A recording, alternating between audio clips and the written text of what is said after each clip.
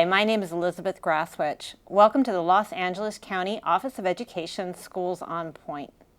2020 is the year of the census, an incredibly important event for our country. Every 10 years we take account of our residents, and that count dictates how billions of dollars will be allocated across the nation, including to public education. The launch of the 2020 census comes on the heels of a new public charge rule that makes it more difficult for immigrants to apply for permanent residency. While it does not impact a child's access to public education, we want to ensure that all our families feel welcome. In March, we celebrate and honor women's contributions to America and the world. Women's History Month puts a spotlight on empowerment and advancement. Speaking of empowered women, we have two strong women leaders with us today. I'd like to introduce our Superintendent, Dr. Debra Duardo, as well as our General Counsel, Vibiana Andrade. Both of you have had a history related to immigration stories. Can you share a little bit about how that history shaped who you are today as education leaders? Dr. Duardo? Sure. I think having parents that immigrated from Mexico and had these big dreams of coming to America and looking for a better life, and their willingness to work so hard for that really instilled in me the mindset of the importance of working hard, of being part of a community, of always doing what's right, and also a little bit of that leaving another culture and what it's like to have to learn another language and to have to figure out how to survive in another country. So I think that's something that's always stuck with me and probably has helped me to become kind of the strong person that I am that doesn't give up that easily. Absolutely. Vibiana? So I have a slightly different story. My family has been here for many generations. And so unlike a lot of immigrant families, we came a very, very long time ago.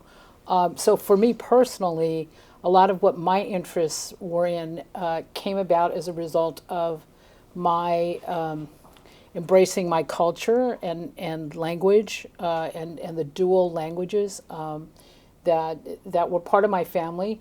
As a lawyer, I was intrigued by issues involving justice, and in fact, that's why I became a lawyer. With a real concern about that. Years ago, in one of my first jobs out of law school, I practiced at the California Rural Legal Assistance representing farm workers. And I interacted daily with individuals who were very low income, many of whom had come here bringing their hopes and dreams to toil in the agricultural fields. And it was my privilege and the work that I did representing those individuals in many of their legal predicaments, if you will. That was part of what started, I think, my interest in immigration. I've been a lawyer for a very long time, so I was around in the 1986 amnesty time. That was probably the first time that I spent a lot of time interacting with immigrants, with people who wanted to be immigrants. And of course, that was a very exciting program that legalized millions of farm workers as well as millions of people who had been here since before 1986. The work I did around that was for me really compelling. I worked on some of the largest class action lawsuits that involved making sure that the laws that had been enacted fairly treated the individuals who were here. And I think we also very fortunate that you bring that knowledge and passionate to the work that you do around immigration and advocacy on behalf of our students here in Los Angeles County.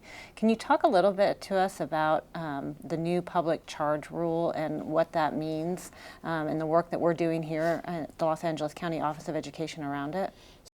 I would start by talking first about in the last year or so, even before public charge happened, there was a lot of changes in the immigration law and in the immigration law enforcement. And it really created a lot of fear in the communities. And we recognize that in LA County, there are countless mixed families, families where you have an immigrant parent and a U.S.-born citizen child, or you may have individuals who are of these mixed statuses. And so as a result of the changes in all the enforcement policies, people started looking at whether children had a right to go to school and whether there were questions raised about that. And since 1982, when the United States Supreme Court in Plyler versus Doe said there's a constitutionally protected right for children to go to school, I think that sort of gave rise to us spending more time on this issue in California. We did a lot of trainings for school districts, to let them know that children have this right, and that the immigration enforcement could not come onto the school property to try to enforce rules or to really sort of declare schools as safe, nurturing places for students. And so that, I think, is part of where that work started. There were laws that were then enacted in the California state legislature that really protected what are called sanctuary places, safe places for kids. And schools, of course, were one of those. Parks and libraries and clinics and religious places of worship and so forth became, I think, protected by individuals who were enacting policies that, again, protected families and protected communities. What's happened now with public charge is that public charge is a way that the government has of limiting or deciding who should be a permanent resident here in the United States. And in before the change in this interpretation, the government would look at the receipt. They would look at a totality of the circumstances of an individual, and they'd say, okay, if you're elderly, if you're frail, if you're likely to depend on public resources, then you don't get a green card. That's basically what the government said. What's happened now is that the use of public benefits or public services by family member or by the individual is being held against the individual, and it's not just the use of cash programs. Now it's, are you using public health care? Are you using other sorts of services? That's all being held against an individual. It's really complicated because immigration laws are really complicated, and what happens with that complexity is that people really get panic-stricken and they think, oh, I can't have public nutrition, I can't have vaccinations for my children, I can't have these sorts of services, and they quickly stop getting services of any kind whatsoever, and it's really out of fear. And the rules themselves are not quite as strict as that. It doesn't affect the programs that are in schools. It doesn't affect public health programs. It should not affect the school nutrition or WIC or other kinds of programs. It doesn't affect children, or it's not supposed to affect children. So part of what our challenge is making sure that people understand what the rule is. And to be able to address the fear, because in understanding the effect is really, really important on the individual. Now, what's happened is that by making this so complicated, by scaring people away from services, you really then create you can create all sorts of problems. For example, you have a coronavirus that is here in our communities, and there's an issue about whether people will come forward and seek, health care or public health programs to protect themselves and to protect their families. And our message, of course, the message is always that public health is really, really important, and that people need to feel comfortable to come forward.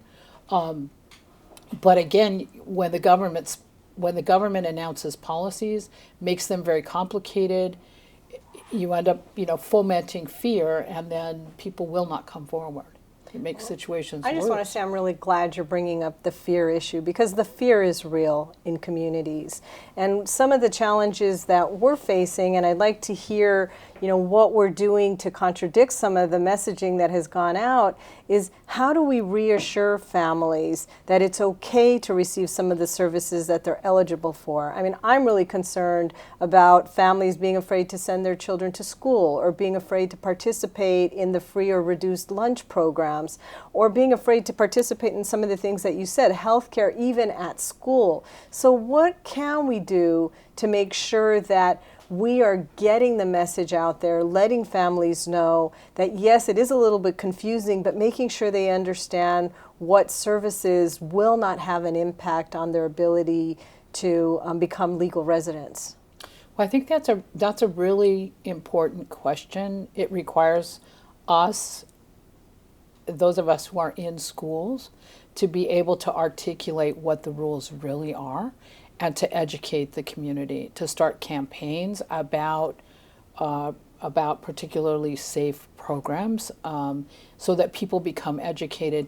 Then I think the other piece it does is it requires that individuals who are in the circumstance really need to seek the services of an immigration attorney, so that they understand. And there are low cost services available for people to come forward and to talk to somebody about their particular circumstance, just to assure themselves that the programs that they're availing themselves, or that their children are availing themselves of, are safe for them. So some of it really is about educating community, running campaign kinds of informations from the counties, from the caregivers, and really it takes the voice of the trusted messenger. It takes the school's voice. It takes the voice of doctors and nurses and of other community leaders to come forward and say these are safe programs, and they're important programs for children to be able to equalize the playing field for themselves. They're important.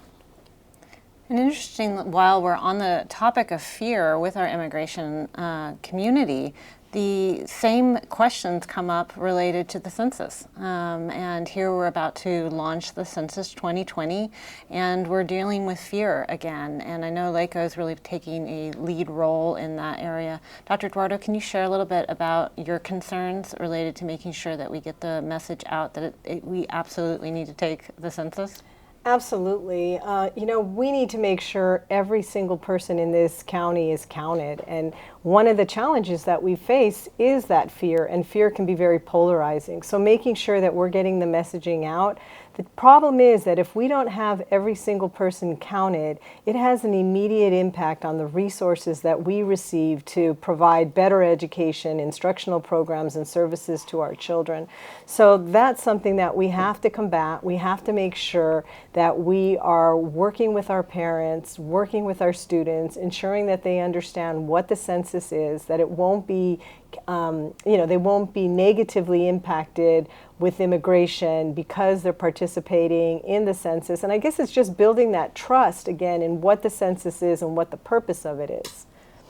And I know, Vibiana, you can say a lot more, because Vibiana, one, we have to say, we are so fortunate to have her an advocate that has so much knowledge in civil rights, and someone who is really compassionate and cares about this population. And so she's been leading our programs here in LA County, the programs that we're doing to ensure that all of our schools are getting supported to get the message out to our students and our parents. So I think Vibiana should share more about what we're doing as far as the census is concerned. So with respect to the census, and the census is just so important for reasons having to do with resources.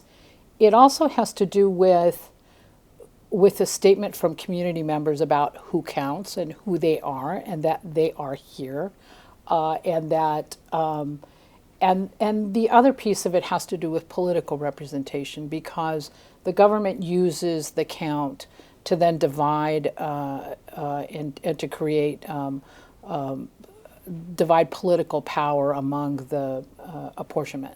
And so those are really, really important factors. It has to do with the power of California in Congress, as well as other places where there's growth. In terms of schools again play this really critical role. Understanding how in many communities schools really are the center of community, and often in Latin American countries and among Latinos, there's this deference that's paid to schools, to teachers, to those who speak for children. And it's recognizing that and the important role that teachers play that becomes critical for Census, and how we employ our people as trusted messengers who get the word out to families.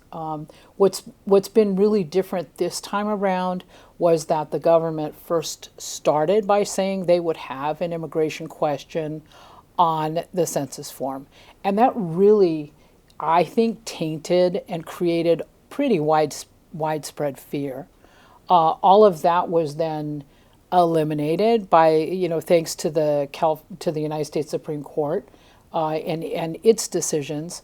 But in many ways, they had already, sort of already tainted damage was done. Yeah, they damaged it from the beginning. And so a lot of research now tells us that immigrants are waiting for that question to be there. Now we're having to explain, no, the question's not being asked. They don't want to know the answer to that question. It doesn't matter. From the government's perspective, it's really about who's here, how many people are here, and ways that we divide up then our resources. And schools play this very important role. In the beginning, the state, when they divided up the monies that they were going to send to do outreach, excluded the schools. We were nowhere on anyone's radar until there was advocacy in Sacramento, important advocacy to include the schools as a place of outreach, and recognizing that we play a very important role both in terms of who trusts as the messenger, but also in recognizing that we are a place where there's technology, because this time around the census is being done virtually all online. And that creates, again, another gap for communities, another obstacle that we then have to address. And schools become a really important place for connecting community and connecting community to technology.